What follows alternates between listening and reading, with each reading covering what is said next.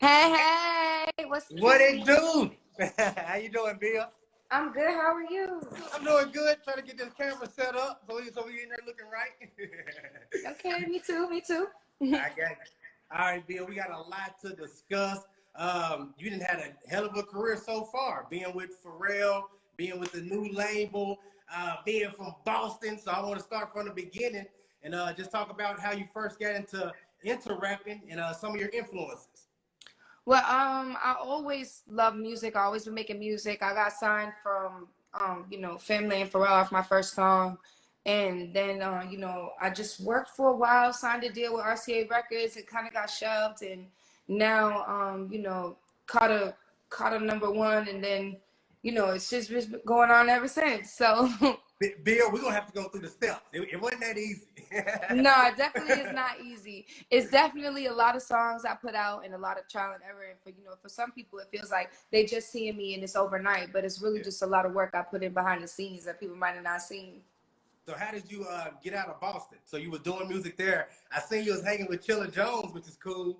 So Yeah, Chill is a great friend of mine. He's actually an OG to me. Like he's really a pioneer with the rap, and he used to rap and just I used to just kind of be around. So I was soaking up the rap and I didn't really know it was going to become so important to me later. Um, he rubbed off on me. A lot of people that just really good at rap rubbed off on me. Pharrell's rubbed off on me. I just learned how to make music and I just put it out. I left Boston when I moved to Miami. It was like 6 years ago. And I just picked up all my stuff in a U-Haul truck and I just moved. that's dope. So any rappers influenced you growing up, or just who's your favorite rappers growing up? Growing up, I'm an East Coast girl, so I loved, a lot of Jay-Z. I loved a lot of R&B too influenced me. Like I loved Aaliyah growing up.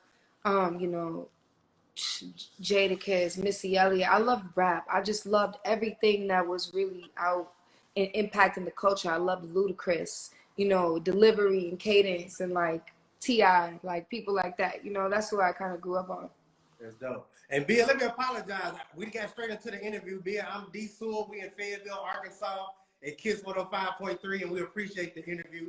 Bill, I got excited. You got on it. It's okay. I appreciate you, man. I would normally I would be coming out there and it would be like, I'm more of like an in-person person, but since we can't do that, we gotta adjust with the times and this is just as fine.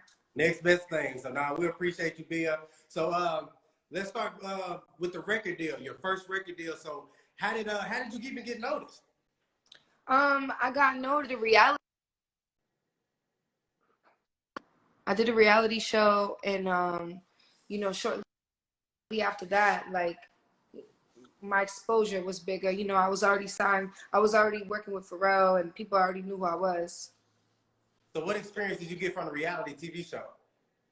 The reality show taught me there's no audience like TV, and there's a difference between like TV fans and music fans. Sometimes, like a lot of TV fans just want to know your personal life. They want to know what's going on in your life.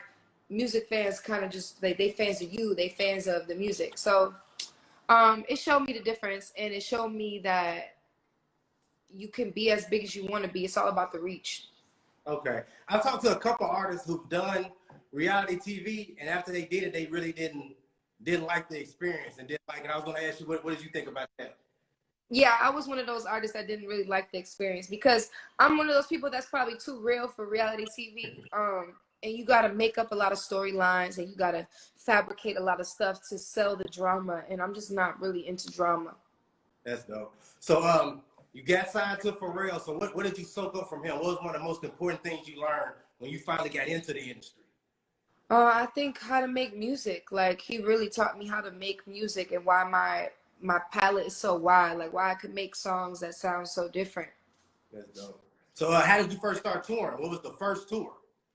The first tour I actually went on was Pusha T's Darkest Before Dawn tour.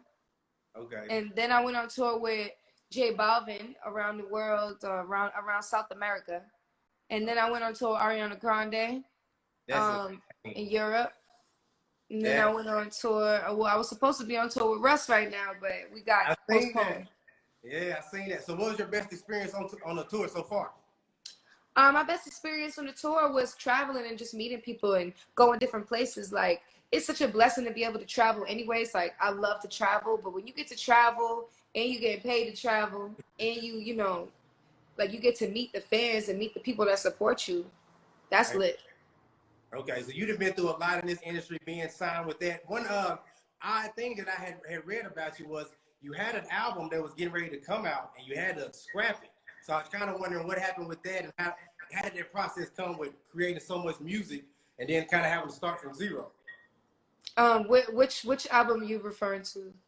I believe it's called Trap Vogue, right? Oh, that was, yeah, that was like, you know, when I signed my first deal, I had an album that I was working on, and when you kind of are in a record situation and they don't really understand you, and you gotta meet in the middle. So I don't think we were meeting in the middle on a lot of songs. Like, I think I like certain songs, they might have not liked certain songs and things like that. So that's Oh, why it's important for artists to kind of like know yourself and what you want to come out as.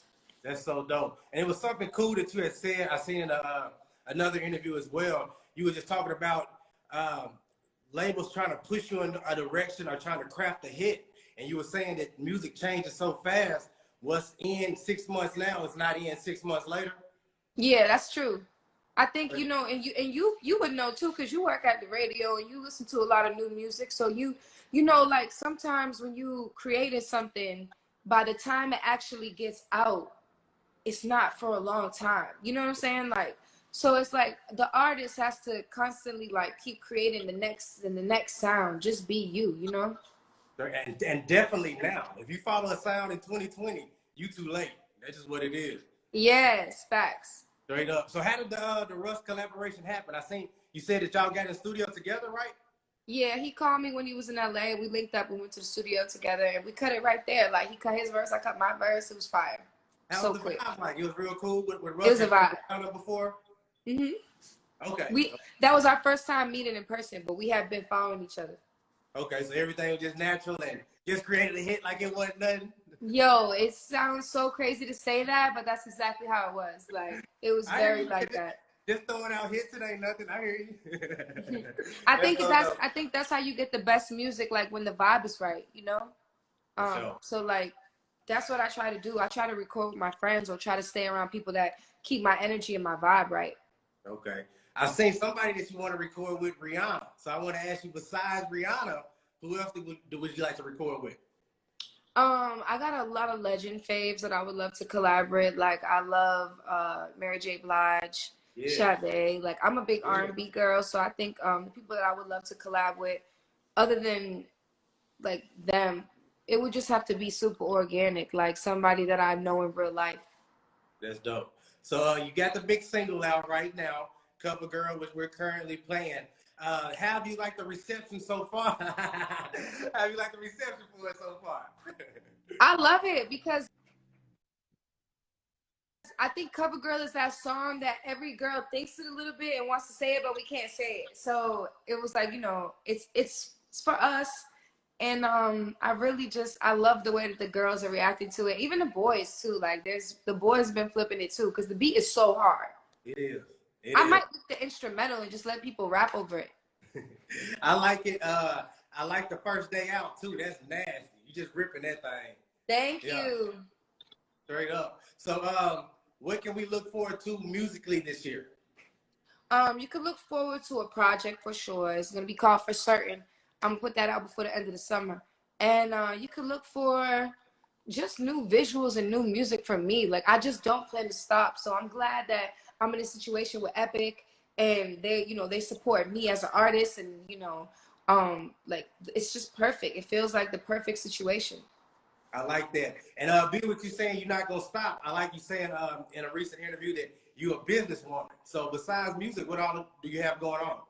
Yes, I'm working on a capsule clothing line. So like a lot of the stuff that I'm working on, like stuff that I would wear, and of makeup, of course. I'm dibbling and dabbling into a little bit more makeup. Okay, I got you. I got you. So anything else? Clothing line, makeup.